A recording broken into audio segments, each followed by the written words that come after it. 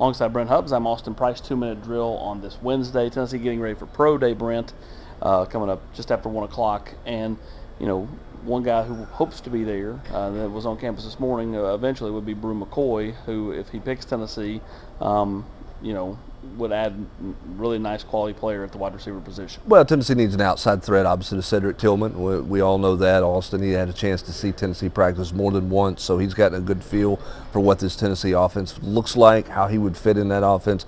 You had a chance to visit with him, have a better feel for where things are. Who is it besides Tennessee at this point that you would think would be the biggest challenge? Trending. There you go. Trending. I will say this, really articulate kid, well-spoken kid. I was very impressed by him. Very impressed, very polished. Yeah, he's a mature kid who's been around. Obviously, it's not gone in the college ranks the way that he had hoped in terms of production on the field, and looking for a new start, looking for an opportunity there, and we'll see what happens. We know he's been admitted to school at Tennessee. That doesn't mean that he's definitely coming, but it sounds like, based on your conversation, the interview we had, that it was a good visit for him for sure. No doubt about it. As for the coaches we got to talk to, Glenn Ellerbe today, likes what he sees out of a couple of the young tackles in Gerald Mincey and J.J. Crawford, and said J.J.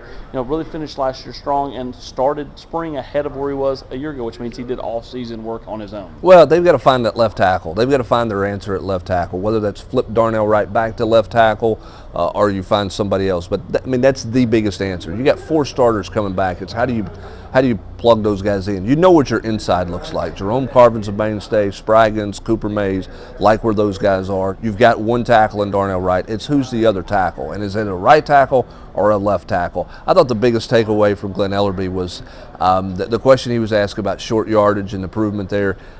He took ownership. Yeah, he took complete ownership of that and said, that's on us, and we've got to get it done. We're judged by 3 things. We're judged by the sacks we give up, tackles for loss, and we're judged by short yardage, and we got to be more physical in the line of scrimmage in short yardage situations. As for Joey Halsley, a lot more comfortable in year 2, whether it's him as a coach, being a recruiter, going into the same areas for a second straight year, or coaching a room that now seems a lot more solidified with a returning starter in Hendon Hooker. Well, and you're not playing the as he called it, the gymnastics. You're not playing the kind of the political game, trying to manage 4 guys, keep 4 guys happy, equal reps, and all that stuff. You got a pecking order. You know where you are. You know who you have, and go from there. I think the big thing was the growth of Hendon Hooker. What's next for him? They want him to run, but they want him to be more cognizant of taking the hits. Don't take as many hits as he had. And you get a sense that they like Taven Jackson. They like Taven Jackson's mental approach this January and February, and how it's carried over for them into spring practice. Yeah, talked about no busts, no pretty impressive calling out a play wrong or backwards or any of that through the first 5 practices here of spring practice. He's Brent Hubbs. I'm Austin Price for the 2-minute drill.